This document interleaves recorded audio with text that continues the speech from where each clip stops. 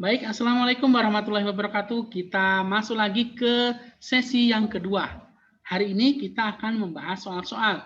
Mungkin Ustadz akan bertanya kepada beberapa teman di sini supaya nanti bisa menjawab soal-soalnya ya.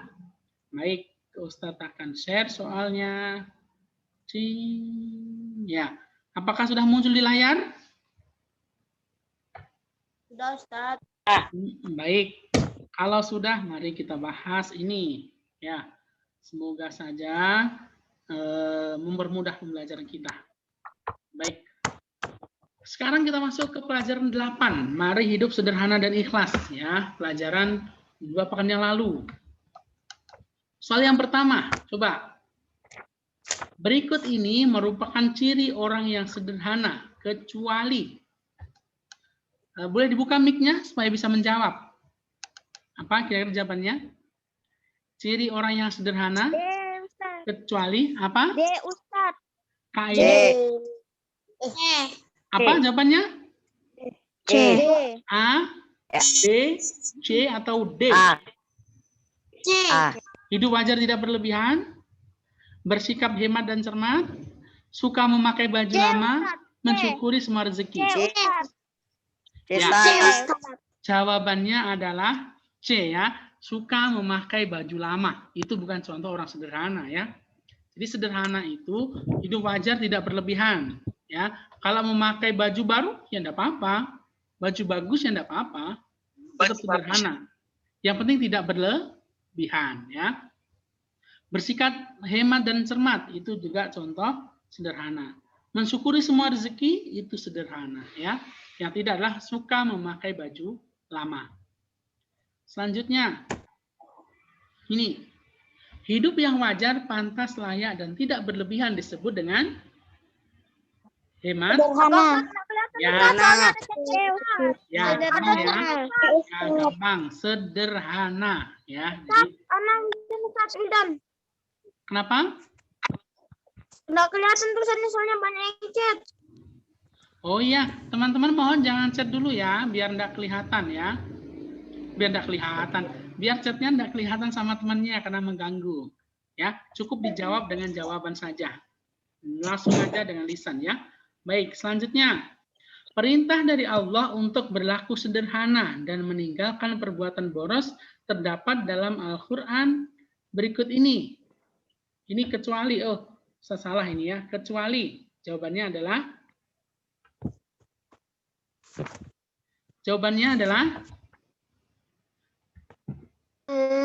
ini Ustadz salah baca kemarin. Yang benar adalah Bentar, ada dulu takut aku. Ya, sebentar Ustadz perbaiki dulu jawabannya. Ini tadi jawabannya itu salah, Ustadz juga salah ternyata ya. Baru Ustadz membacanya salah ternyata.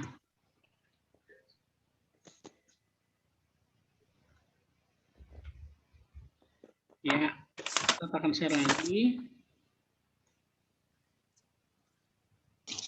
Belum ada, Ustaz. Apanya belum ada? Sudah ada? Sudah ada. Ya, ini ya. Apa jawabannya? Al-Furqan. Al-Furqan, Ustaz, Al-Furqan. Yang tidak. Kecuali, ada kecualinya. Perintah dari Allah untuk berlaku sederhana. Maksudnya ayat-ayat Al-Quran yang berkaitan dengan sederhana. Di antara 4 ini mana yang tidak gitu jawab pertanyaannya ya. Jawabannya adalah Al-Baqarah ayat 183. Karena Al-Baqarah ayat 183 itu menjelaskan perintah untuk mengerjakan sholat puasa ya. Di puasa Ramadan ya. Ya ayyuhalladzina amanu kutiba alaikumussyam. Di situ Al-Baqarah ayat 183. Maka itu tidak menjelaskan mengenai sederhana. Kalau Al-Isra, Al-A'raf dan Al-Furqan itu menjelaskan hal tersebut ya. Selanjutnya contoh sederhana ya, kecuali yang mana ini? Berpenampilan sederhana, boleh bagus tapi yang wajar. Makan hingga kekenyangan. Apa? Ya, makan hingga kekenyangan itu tidak sederhana. Tapi makan sampai kenyang masih dianggap sederhana ya, sampai kenyang. Ya kenyang gitu aja ya. Tapi tidak kekenyangan. Beda ya antara kenyang dan kekenyangan. Kekenyangan itu sampai kita bisa bergerak. Lalu kalau sudah kenyang, oh sudah nggak mau makan lagi. Itu bisa jadi kenyang ya. Depannya B, makan hingga kekenyangan ya. Oke, selanjutnya. Orang yang hidup sederhana tidak akan ditimpa penyakit apa? C, Ustadz. Resah, C. gelisah. Nah, ini ya, resah gelisah ya. Jadi orang yang hidup sederhana itu tidak akan ditimpa penyakit resah gelisah. Resah gelisah itu gimana ya? Aduh, kok susah gitu ya. Jadi ada orangnya tetangga beli mobil baru susah. Nanti temen bawa makanan enak susah dan seterusnya. Itu berarti orang yang tidak sederhana. Jadi resah gelisah ya. Terus selalu memikirkan terus yang aneh-aneh, maka itu resah gelisah ya. Nih, dalam Al-Qur'an surat Al-Isra ayat 27 disebutkan bahwa sesungguhnya orang yang pemboros itu adalah saudara Setan. ya, saudara setan ya. Jadi kalau kalian suka boros maka nanti termasuk saudaranya setan. Maka jangan sampai berboros, jangan hidup boros ya. Baik, selanjutnya dalam Quran surah Al-A'raf ayat 31 Allah mengingatkan kita untuk tidak makan dan minum berlebihan karena Allah tidak menyukai orang yang berlebihan. ya, Orang yang betul. Ustadz, Allah tidak menyukai orang yang berlebihan. Ya, betul. Jadi Allah tidak menyukai orang yang berlebihan karena orang berlebihan itu tadi saudaranya setan, ya. Betul. Yang 8, tidak akan masuk surga orang yang di dalam hatinya terdapat Keburukan. ketaatan, kesombongan, kebodohan. Yang mana? Keburukan. Jawabannya adalah kesombongan ya. Jadi orang yang dalam hatinya ada keburukan itu masih ada kemungkinan masuk ke surga. Tapi kalau sombong itu tidak ya. Contoh ya, setiap orang itu pasti memiliki keburukan ya. Contohnya buruk itu semisal iri. Nah, dari yang lain. Itu pasti ada di hati seseorang. Nah, itu termasuk keburukan juga. Tapi itu masih ada kesempatan untuk masuk surga. Tapi apabila sombong, merasa dirinya itu luar biasa, itu maka tidak ada kesempatan baginya untuk masuk surga. Karena Ustadz pernah membaca detailnya, Ustadz lupa, tapi di gerbang surga nanti itu akan tertulis sebuah tulisan, di situ tulisannya orang sombong dilarang masuk surga. Intinya begitu ya. Jadi surga bukan tempat orang-orang sombong. Ada tulisan seperti itu. Arabnya Ustadz lupa, pokoknya ada seperti itu sehingga itu mengakibatkan tidak ada orang sombong masuk surga. Ya, ini seperti iblis. Jadi iblis itu menyombongkan karena dia merasa lebih hebat daripada Nabi Adam yang Allah ciptakan dari tanah. Nah, dari situlah maka label di surga seorang sombong tidak boleh masuk surga. Selanjutnya, mengerjakan sesuatu dengan niat mencari keridhaan Allah Subhanahu wa taala disebut dengan apa?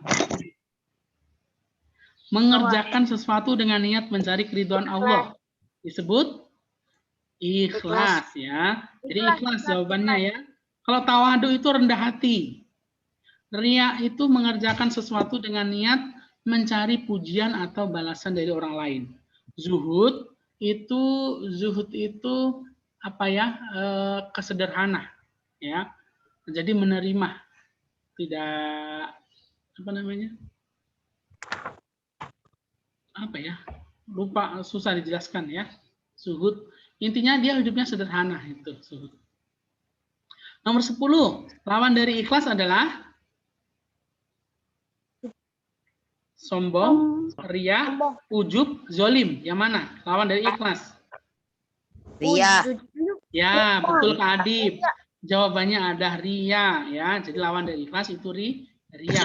Oh iya, iya. Ya, baik. Nomor 11. Di bawah ini yang menunjukkan kedudukan ikhlas dalam beramal soleh, yaitu A.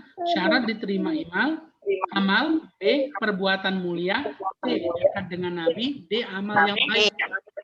Apa? B. Oh, jawabannya A. Ternyata Kak Adib ya. Syarat diterimanya amal kok iman. Jadi kalau anak-anak nanti kita mengerjakan sesuatu amal, contoh sholat, sedekah dan sebagainya, kalau kita tidak ikhlas maka tidak diterima oleh Allah. Ya, baik. Selanjutnya, sesungguhnya amal perbuatan kita tergantung pada apa? Niatnya. Jadi lanjutan dari nomor 11 ya, niatnya. Terus selanjutnya. Ya. Ini sebentar, Ustadz terdapat WA. Kak Nazwa, Ustadz jam berapa lagi masuknya? Wah, ini Kak Nazwa ketinggalan. Bentar ya.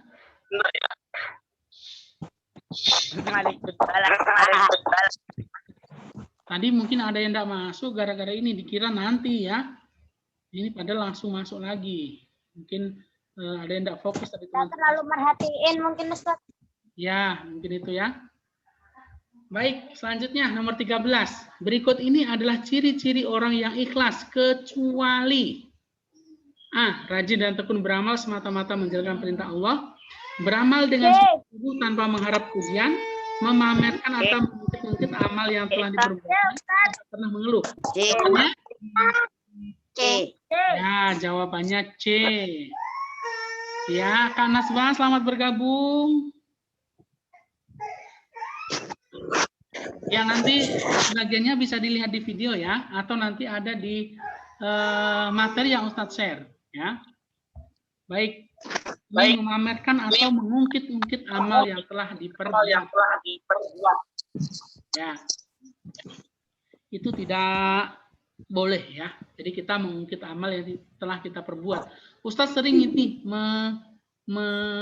melihat ada anak-anak, karena masih anak-anak ya, tidak apa-apa kita maklumi. Tapi ke depan kalian sudah lama, tidak boleh ya. Contohnya kemarin ada yang ngasih begini, ke temannya ngasih susu, ya ngasih susu. Nanti besoknya itu diungkit lagi. Kemarin kamu tak kasih susu, masa aku tidak dikasih kuenya? Nah, dia begitu. Tapi insya Allah teman-teman kelas 5 enggak ya. Itu kelas 1, kelas 2 masih begitu. Selanjutnya, ini. Innamal a'malu binniyati. Arti hadis di atas adalah sesungguhnya segala amal tergantung pada niatnya. Ya, betul Kak Wedan. Itu ya jawabannya. Segala amal tergantung pada niatnya. Ya. Halo Kak Nasba. My princess. Mungkin tadi tidak mana ya, perhatikan ya. Ini suara siapa ini? Masuk. Baik, selanjutnya nomor 15. Soal terakhir di bab ini. Sesungguhnya sholatku, ibadahku, hidupku, dan matiku hanyalah untuk Allah, Tuhan seluruh alam. Inna sholati wa nusuki wa mahyaya wa mamati lillahi rabbil alamin. Kalimat tersebut adalah arti dari Quran surah Al-An'am ayat 162. Ya, betul. Al-An'am ayat 162.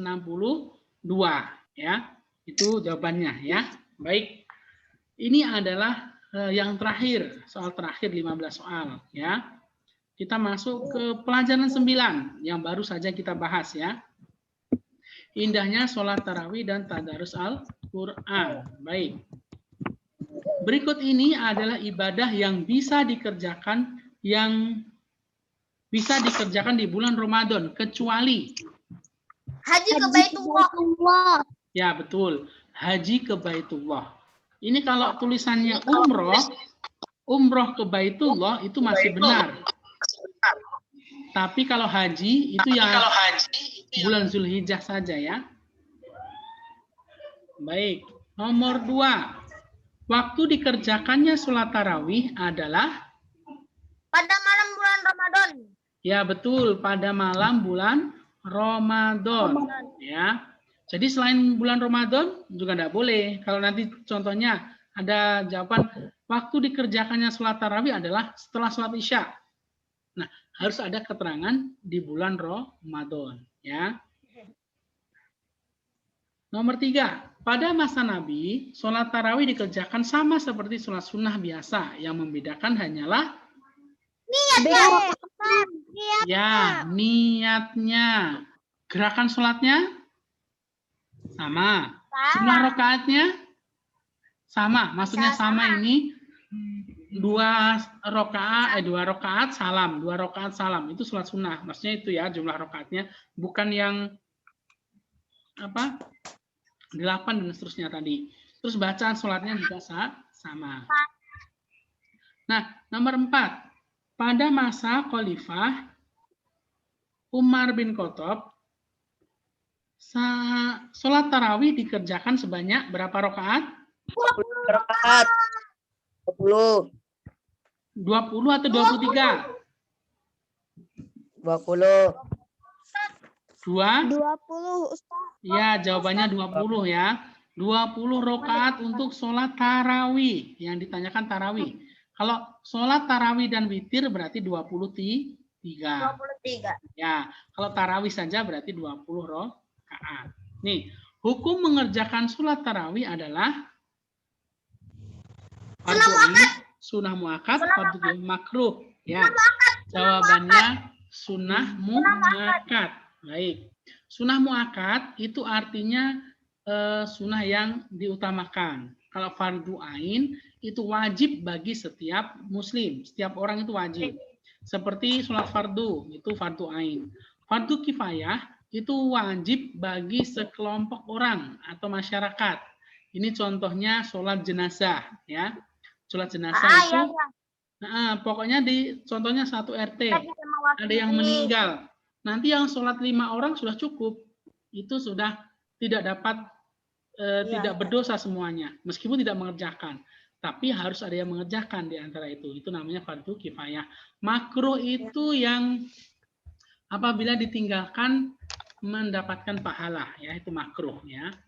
Kalau ditinggalkan, ini kebalikan dari sunnah. Ya. Selanjutnya, berikut ini waktu yang tidak diperbolehkan mengerjakan sholat tarawih adalah Setelah sholat maghrib. ya setelah sholat maghrib.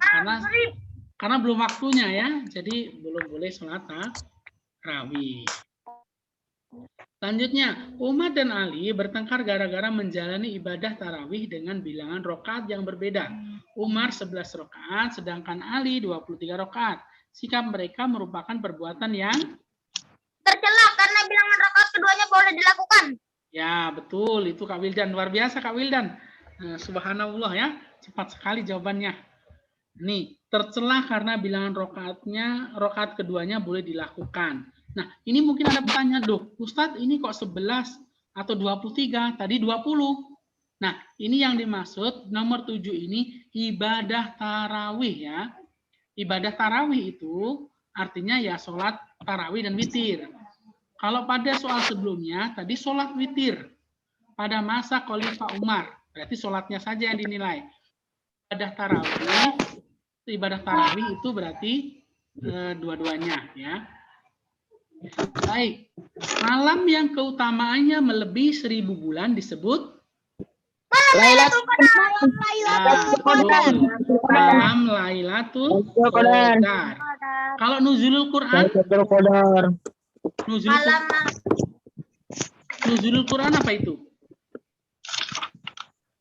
Malam diturunkannya Al-Quran. Isra Mi'raj malam ya diperjalankannya Nabi Muhammad dari Masjidil Haram ke Masjidil Aqsa naik ke Sidratul Muntaha. Itu Isra Mi'raj. Malam takbiran apa ini? Ya betul. Ini sebelum kita hari raya, entah hari raya Idul Fitri maupun Idul Adha, itu namanya malam takbiran karena kita memperbanyak membaca takbir pada malam itu ya. Baik. Sudah paham ternyata ya? Tengah malam takbirannya Jam berapa tengah malamnya, Ustaz? Habis Enggak, Isya. ini habis Isya itu, Kak. Kalau Biasanya kapan, Ustaz? contohnya Biasanya ini jam biasanya berapa? besok itu mau sholat Id ya, sholat Id itu, maka malamnya itu Biasanya takbiran jam ini. berapa, Ustaz, tengah malamnya? Kenapa, Kak? Selesai takbirannya Kak jam berapa? Kalau dulu Ustadz dulu sampai mau subuh baru selesai. Jadi Iya, habis Ustaz, Isya, iya. habis maghrib ya, habis maghrib itu sudah mulai ada takbiran. Nanti anak-anak kecil itu biasanya ini kesempatan buat anak-anak itu untuk tidur di musola, tidak tidur di rumah. Jadi tidurnya di musola. Enak Ini banget ya, Ustaz. paling geletak gitu Ustaz. ya. Ustaz, Ya. Pak kecil pernah tidur di masjid ke Ustaz? Kalau Pernah di Ustadz itu bukan di masjid, di musola. Karena masjidnya jauh. Di kampung Ustadz itu satu desa itu kalau tidak salah masjidnya cuma 2. Dan itu jauh.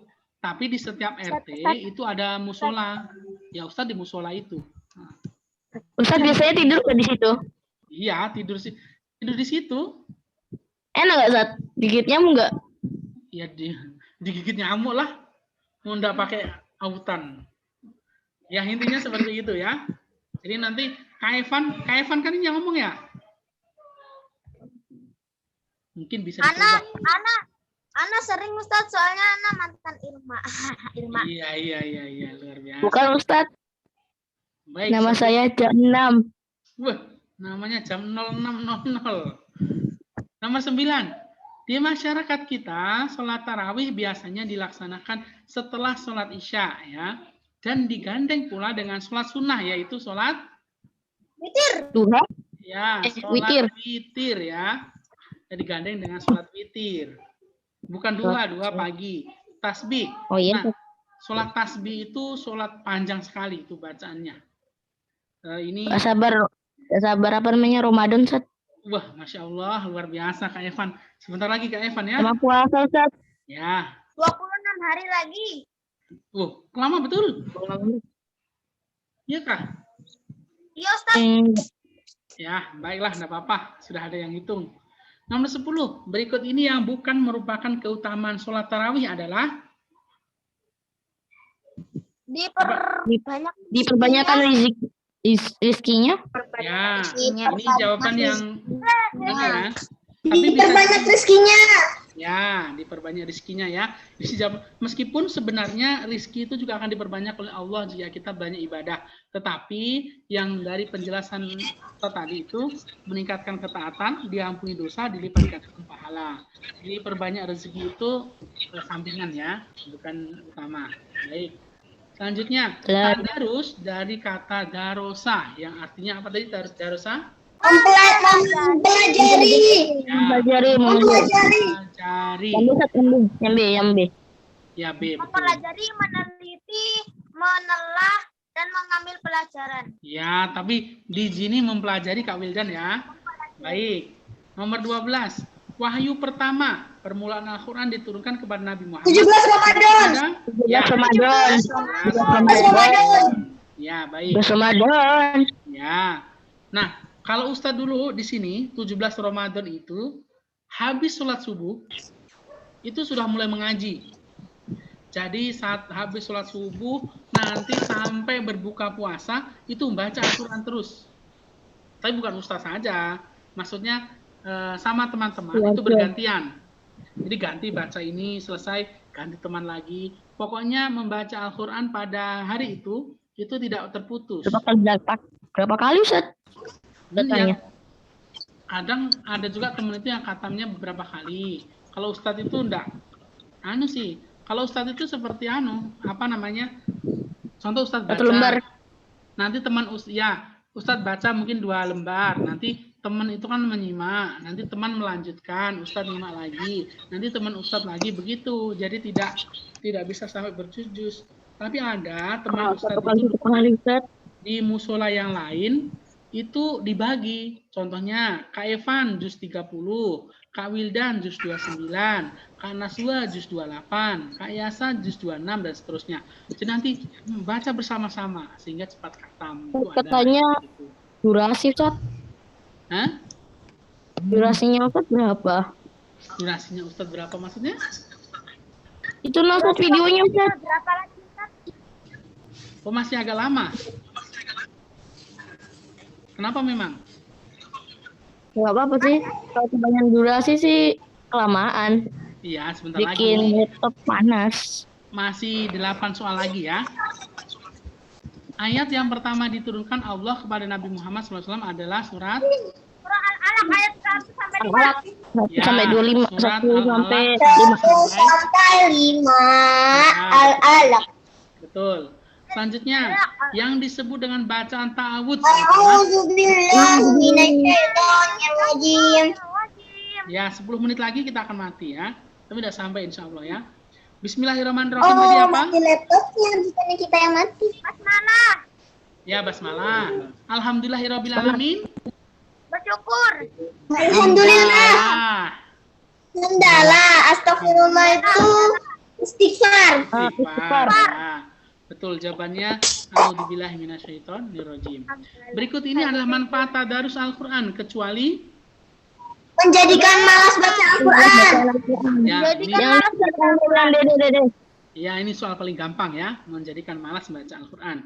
Selanjutnya, membaca Al-Qur'an harus dengan tartil. Tartil Sesuai maksudnya hukum tajwid. ya Sesuai sesuai hukum hukum tajwid. tajwid ya. Hukum hasbi.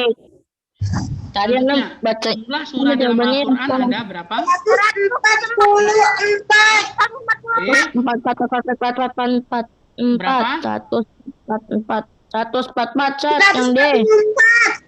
Yang D. Betul, Kak. Iya. 114. 114. Bukan 144 ya, 114 yang benar ya.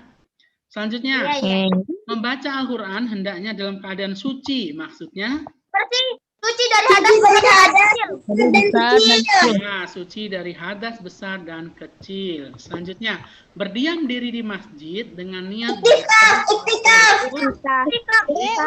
Nah, nomor 20, bos, jawabannya. Membaca masjid. Ya, Baca Baca masjid. di masjid. Membaca di masjid. Ustadz terlalu cepat mengeklik, akhirnya sudah muncul. Baik, ini sudah selesai pembahasannya.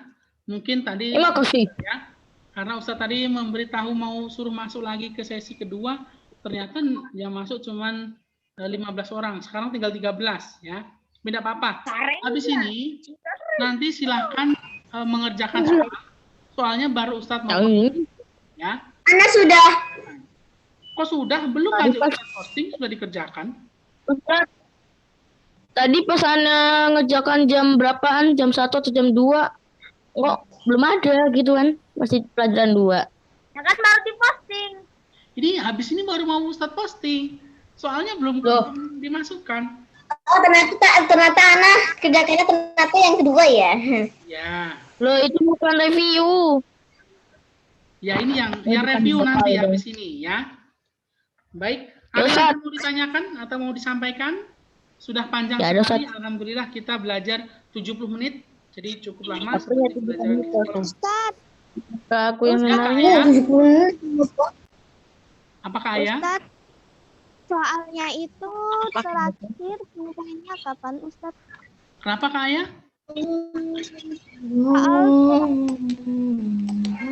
Jam berapa Ustaz?